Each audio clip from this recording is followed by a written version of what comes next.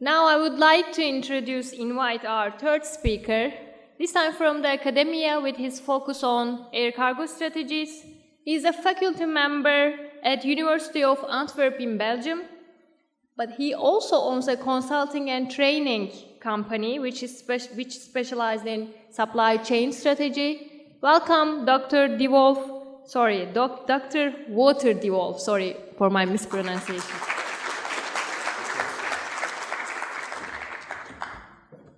So, very good afternoon. Thanks you for inviting me. I'm the boring speaker. I'm going to talk to you about air cargo strategy, but from the academic side, but I've promised, of course, to look at it from the practical side. Just a very quick remark first, also for the students here. If you want to work in a company that earns money, you have to work for an airport and not for an airline. Look, if the new airport can pay €1 billion a year, it's about €10 per passenger, and still make a profit, you can imagine what a huge cash flows that are going around. If you look at even the profitable airlines, the most profitable ones are in the United States. They have about 4 to 5% operational profit on their revenues. So that's a small remark. I'm doing my research on strategy of air cargo airlines. I'm working about 10 years on it now, and I'm starting to have a very good view on what the strategy exactly is. But first of all, if I'm allowed 30 seconds of publicity, I'm a professor at CMAT. CMAT is a part of the University of Antwerp. Here you can see our university. I was very, very impressed with the facilities here. It's wow, we don't have any university like that in Belgium.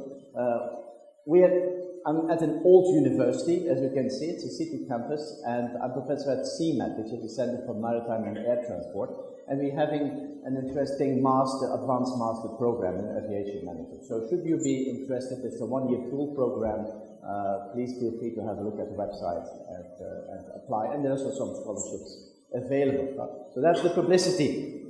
First of all, let me talk about the research framework. Air cargo has always been the little child aside, and airlines, airports, everyone mainly was focused on passengers.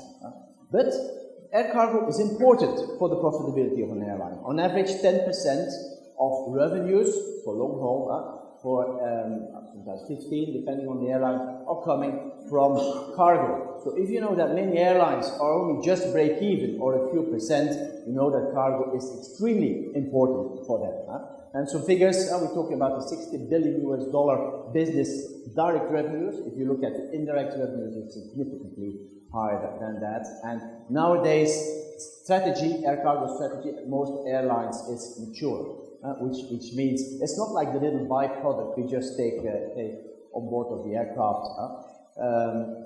There's a real strategy behind it. And the objective of my research and the research of my team is we are looking into the different strategy models in order to gain a better understanding of what the strategy is, in order to have a better understanding what the main drivers are. And the question, is there a successful strategy or is there not one? I'm going to talk to you about that, and I'm going to look at as well from the hub side, as this is the title of this conference. There are a number of business models.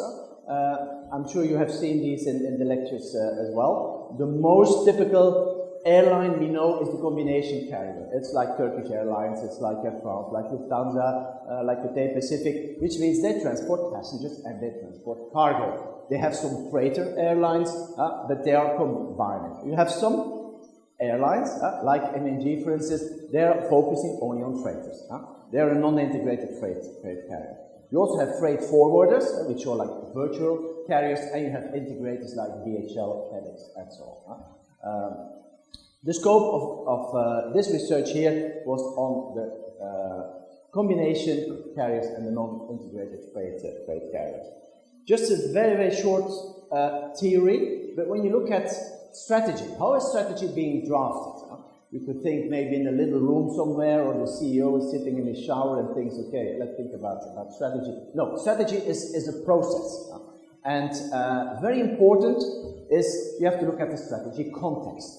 What's going on around me in the world, and the strategic context is influencing the strategy significantly. Very important is you look at the purpose first. What do you want to achieve? Some airlines want to achieve profit.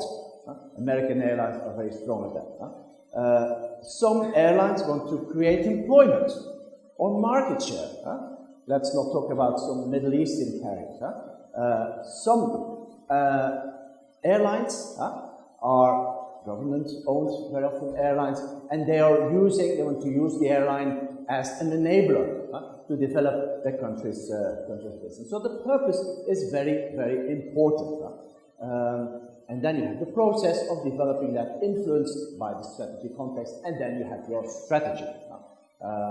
This is, you probably know that's Porter. It's very old, but still very, very valid. But just to give you some an idea about the strategy context, because I've seen most of my colleague presenters have not talked about it. Air cargo growth, yes, there is growth. Not huge, talk about 4 or 5% a year. It's okay-ish, some airlines are doing better, some airlines are doing worse. Latin America is suffering a bit, China is doing very well, Europe is a bit average, and the United States is booming again. But on average, 3 to 4%. If you look more into detail, what exactly is growing, you see that general cargo, apart from the, let's say, fresh perishables, and express, e-commerce, it has been stated as well by Mr. Knoll as well, the parcels. E-commerce is really pushing the air cargo loads. And they are not being transported always on the DHL aircraft or the FedEx aircraft. Very often they're just transported on board of Turkish Airlines as general cargo. So these are the main growth. What you also see that the integrators, the DHLs and so on, are increasing their market share. Another thing which is happening is that the new aircraft, think about the 777X, the 787, the A350, have significantly more cargo space on board than their predecessors.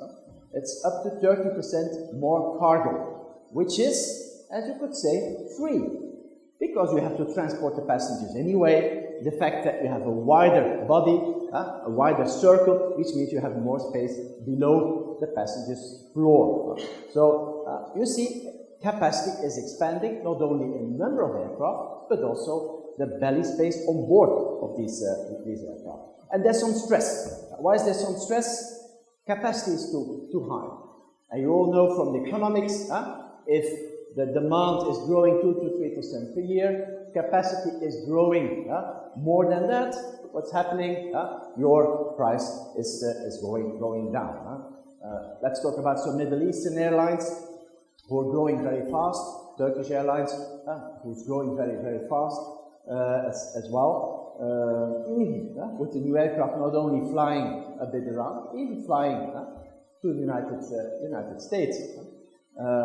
You can fly directly, even from Los Angeles to from Turkey to Los Angeles. I just say to my colleague, we are having a conference in Los Angeles in October, and my students, PhD students, are looking for the cheapest and the best ticket. You know what the best ticket is? Turkish Airlines. I'm not flying it; it's too much of a detour, but it's the best ticket. And a very comfortable flight, new aircraft. So yes, even if it doesn't sound logical to do this hub, you see, the world is becoming very big.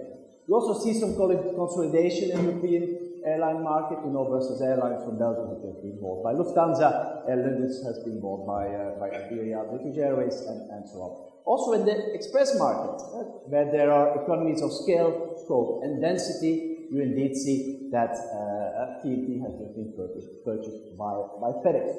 And also the forwarders are for the moment consolidated. This is a very quick calculation. It's only about 10% exact, but I did some quick calculation. If you look at the big three, and I didn't dare to put Turkish on it, if you look at the big three Middle Eastern carriers, you see at the number of aircraft they have ordered. You look at the additional capacity they're putting on board. The next 10 years, they're putting 10 million tons of extra capacity. And there's only 60 million tons of cargo available in the world. Aircraft are on average 50% full, so there's about 120 billion tons of cargo. Look at that. They're adding another 10 million. Watch this space. What is happening with the yield is exactly what we have been predicting for a long time. You see here that the further the yields for the moment, in 2016, it has been announced at the last conference a couple of weeks ago from IATA, is $158 a kilogram. In 2014, it was still 2.17, so 30% less. Watch this pace. In 2020, our prediction is the average yield, yield is the average revenue per kilogram, will be below $1, which is below the cost of the freighter airlines, the full freighter airlines. So I was just talking to the gentleman from NNG, a very enthusiastic airline, very creative, but indeed there's trouble ahead, because the $1 is below the operating cost of many freighter airlines. So they have to be creative, and they are. I'm sure you're going to talk about what you're going to do about that. But fasten your seatbelts is what I'm saying here. Anyway, the research. A few minutes on research. Very important is you start from remember the organizational purpose. So what you want to achieve: profits, you want turnover, you want market leadership, you want employment, or whatever. And we were just looking at the different components of the strategy. And here on the left-hand side, I'm not sure you can read it, but in this onion, you can see there's a product strategy, there's a market strategy, and there's a network strategy. And each of them have components. I'll go quite fast on it, but we have identified indicators for each of these components. Here you can see the long list of indicators. Doesn't matter, you can't read it. I'm sure they will be put on the website, I think.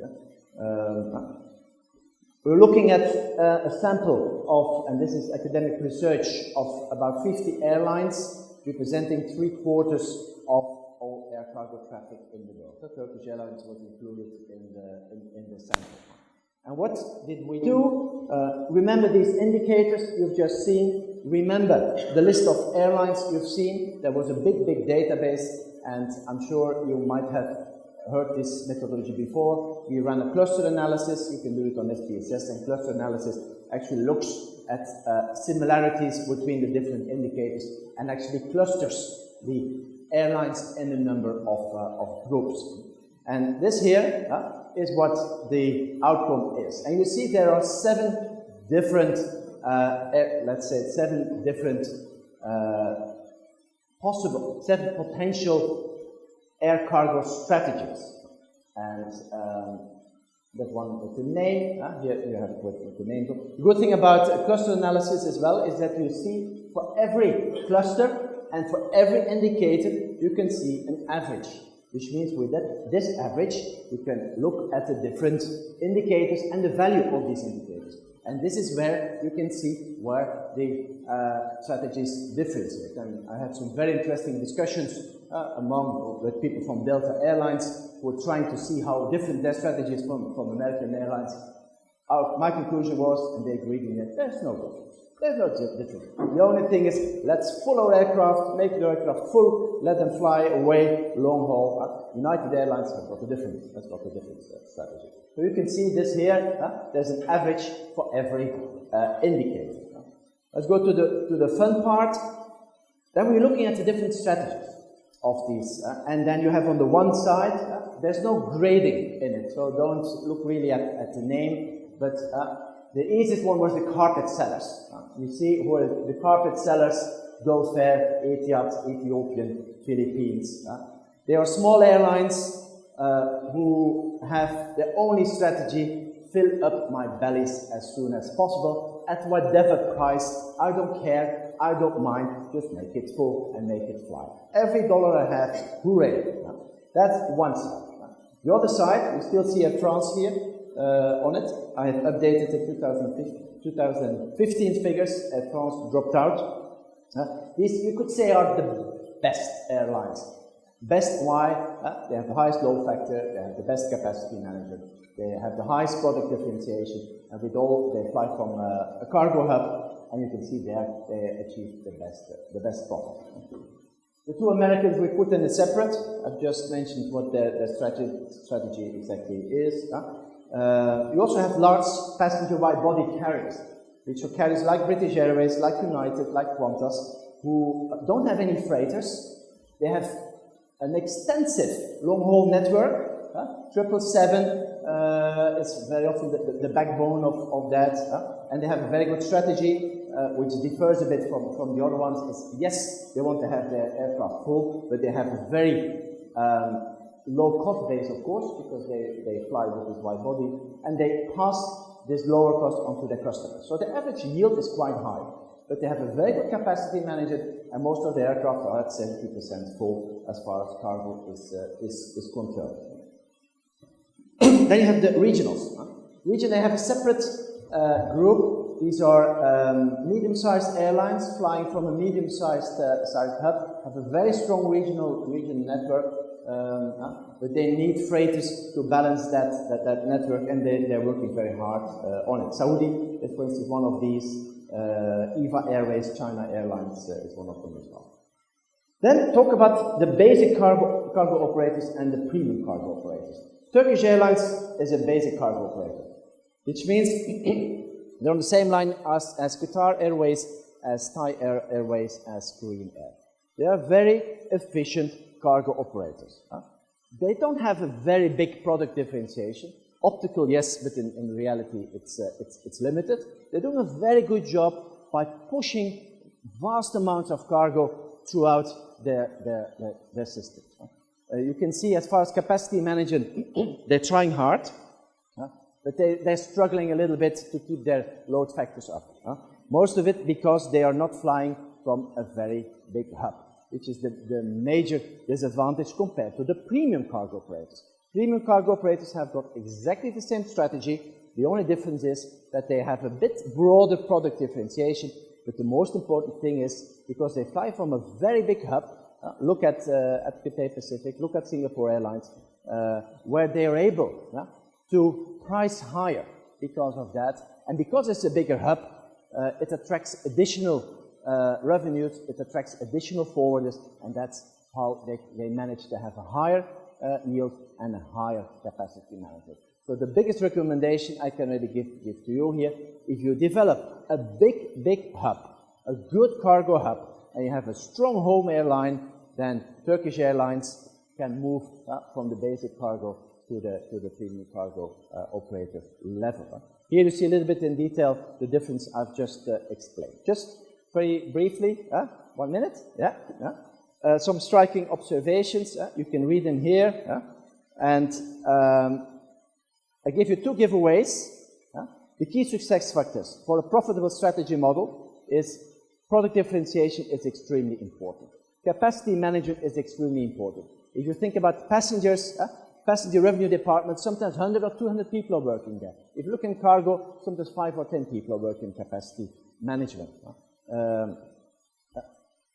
Also, the network usage is very important. If you have a small network, you will struggle. The bigger the cargo hub is, the more chance you will be a successful cargo airline, and don't use freighters too much because they cost too much. Just some recommendations in 30 seconds. I've already given you the few giveaways. Very important, if you have a strong long-haul passenger home carrier in your hub, you're on the winning side. So Istanbul, great, you got Turkish Airlines.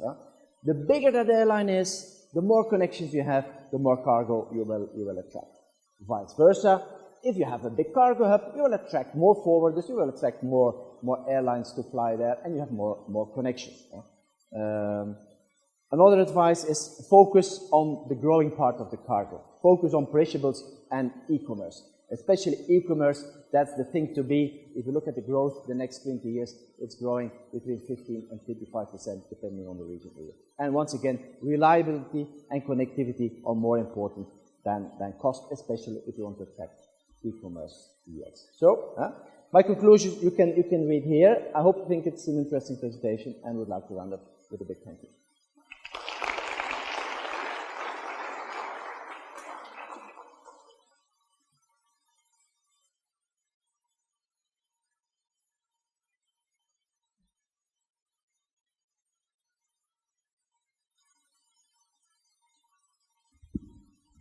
Regarding revenue management, you mentioned that there is a big difference in the attention, in the maybe level of sophistication of the passenger airlines, revenue management, and cargo airlines. What will be your advice for cargo departments of airlines or for cargo airlines regarding revenue management? Regarding the management? Revenue management. Revenue management, yeah. First of all, I worked 5 years for British Airways, and I worked 5 years for Sabina and Swissair. The worst people were sent to the cargo. That was a punishment. So get brains on board. It has changed a lot, apparently. So cargo is not sexy. Luckily, you see the last 10, 15 years, because you have to. Yields are going down. The importance of cargo is becoming bigger. The aircraft is becoming bigger. So you really need brains. And some of the airlines are really focusing on it. What I'm really surprised of, I was recently running a workshop with Delta Airlines. Delta, wow, isn't it? Look at that airline, the most profitable airline in the world. The highest number of passengers. They're flying from the largest hub ever. They don't have a revenue management system for their cargo. Can you imagine? They do it on Excel. That's amazing, isn't it? So investing, there exist good revenue management systems, but of course, they're expensive. You have to put people on it, because you have to change it all the time. So my advice would be focus on brains and focus on IT. And really, revenue management is so important, one. And two, all these different products. You look at the website of all the, everyone is doing pharma, and everyone is doing perishables, and fresh fish and valuables, and everyone is the best, but they're doing more or less exactly the same. They're just wrapping it up. The biggest thing growing, I've just given a very interesting presentation. I think it was interesting because we presented some very interesting research, is on e-commerce. We did a presentation for SkyTeam, who's very focused, who's very interested in e-commerce now.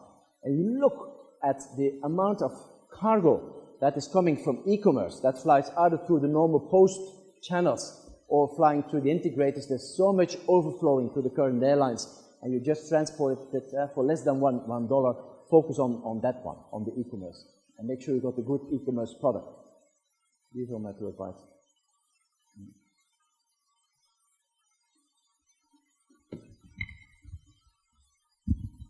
Thank you. Do you expect any consolidation in Europe for the airline side like America? And how this consolidation, if your answer is yes, how these consolidations affect the cargo revenue in the European airline side? That's it's a good question. In the States, it's a disaster, isn't it? If you have to book a ticket, you pay enormously high prices. If you would do that in Europe, you would get a huge fine, I think, for the European Commission of Competition. But indeed, there's collusion there. That's for sure. Passive collusion, I'm sure, not active. Consolidation of airlines, it's a political thing as well, very often, isn't it? I mean, it doesn't make any sense to have Bulgaria Air, isn't it? Flying around, or Olympic Air flying around, which has been bankrupt now a number of times. So there must be a consolidation. But you already see it's happening, secretly. You have the Lufthansa Group, with Brussels Airlines and Swiss and Austrian. I'm sure a few other ones will add as a brand. You have the same thing with IAG. Turkish is strong enough on itself, but I wouldn't be surprised that sooner or later there will be also some sort of alliance after the market share is being taken. But that's always on a shareholders one. You have, of course, the famous alliances. They work well for passengers. They don't work well for cargo. So for the moment, cargo is really the cherry on the cake for many airlines, and they want to keep it even within the alliance. They want to keep it on board of their own aircraft. So yes, I see consolidation, but it's a very tough matter. And while the French people still want to fly with Air France, and they prefer flying with a French carrier instead of flying with a German carrier or a Spanish carrier, then it will be difficult to consolidate. But it will happen. It has to. It has to happen. It doesn't make any sense to have 30 aircraft flying around with the same overhead, apart from carrying the flag around. So.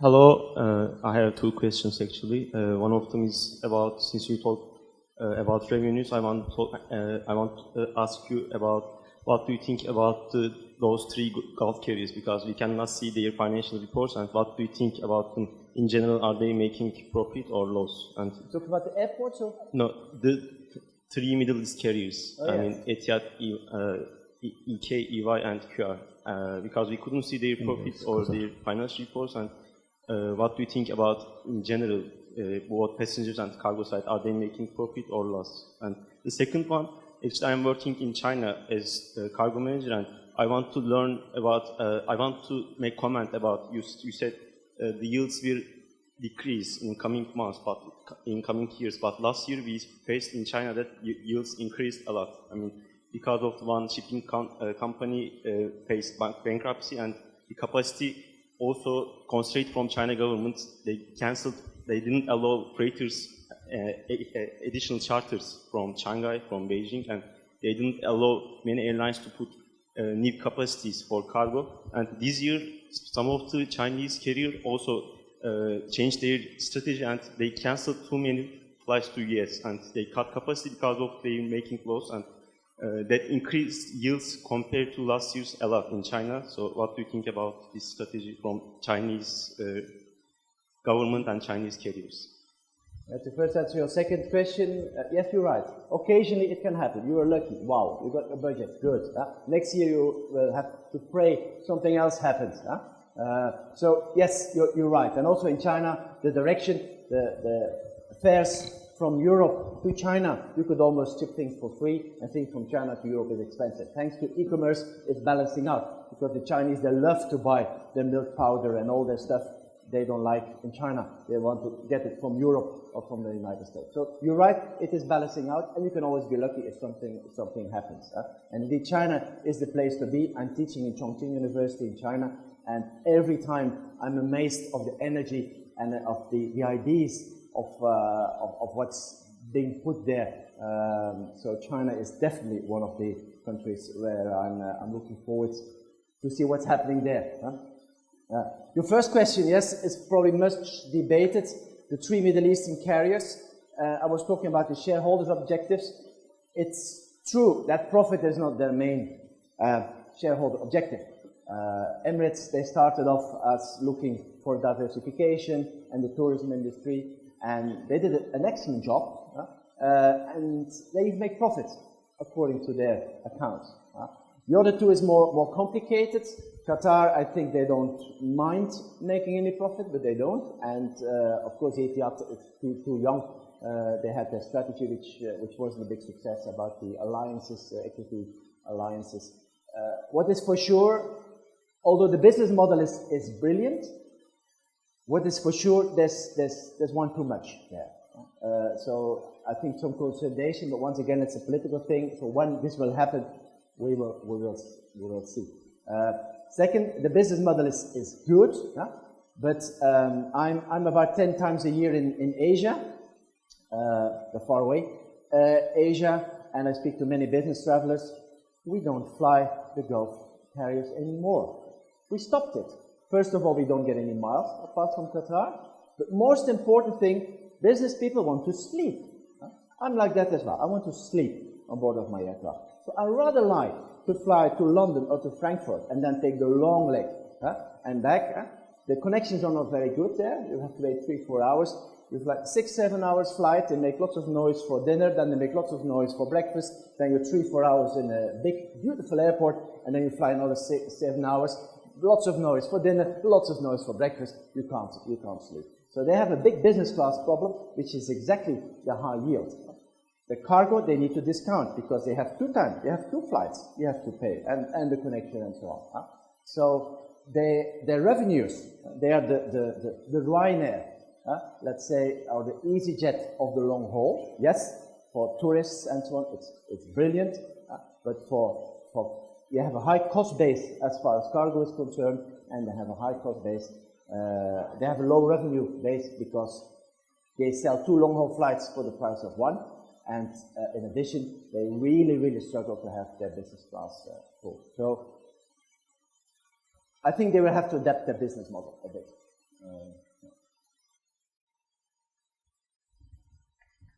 Thank you.